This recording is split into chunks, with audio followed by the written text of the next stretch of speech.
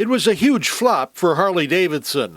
The 1971 FX Super Glide with its boat-tail rear end and oddly mounted shifter. Only 4,700 were built. They basically took a full dresser and they stripped it down. Same motor, same frame, same rear wheel.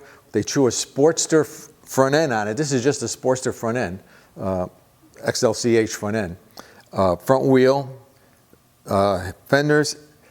They did everything basic, that was it, right? But for some reason, when it came time for the shifter, because the way it was mounted on this here side, they had to figure something out. So what they did was, they put a foot peg in the middle of the primary, which you can see it, and they reversed, all they did was take the shifter and turn it backwards and say, well, they'll figure it out to shift. And it was the worst thing ever. I mean, it was terrible.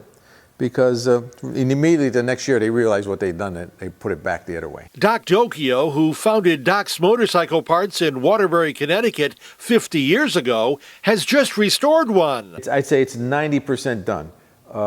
We have to finish wiring the bike, put gas and oil in it, and fire it up, and it's ready to go. He acquired the bike over decades, beginning in about 1980 when a guy showed up at the store trying to unload some parts. He said, I got a bunch of junk parts I'm throwing away. I'm on my way up the dump. He says, I'm throwing away. You want? I said, no, we don't deal with used parts. I said, we don't get into that. He said, well, take a look. There might be some. I said, all right. He opens up the trunk of his car, and there's the fender. Fender in the seat, just sitting there. I said, oh, my God. I said, I'll buy that. He said, no, you can have it. He said, I'm throwing it away. I said, here's $100. I'll buy it, right? So I bought it for the sole purpose of putting it up on display, and it's been up on display for, I'd say, 30 years. Down Meadow Street, I had it on display. And I said, someday, someone's going to come in here, and they're going to have a 71 FX missing that fender. I says, I'm going to buy that bike. And that's indeed what eventually happened. Another guy presented him with a basket case. Everything was matching. Numbers matched, transmission. I said, I'll buy it from you. So I bought it from him, right? And I put it away.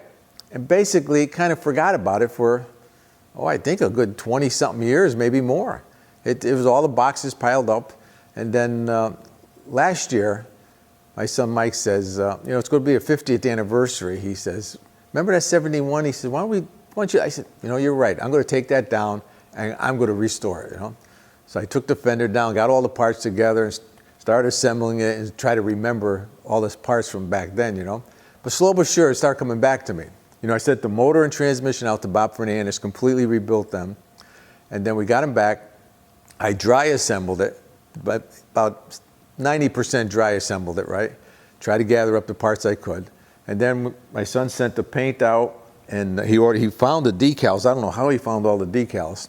It's currently about 98% complete. I really want to get it like a 99-point bike where everything is exactly perfect, There's some parts I threw on just to finish it, but I want to take them off because they're not right, While it wasn't accepted in 1971, Doc had the foresight to view the FX Super Glide as something unique. I always liked this bike for some reason, because don't forget I started a business in '69, and this came out in '71.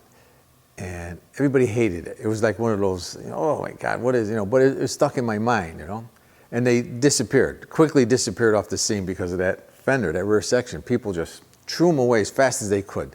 Right away, they'd throw them away, they'd come down to our store and buy a regular fender, right? For RIDE Connecticut and RIDE New England, I'm Bud Wilkinson.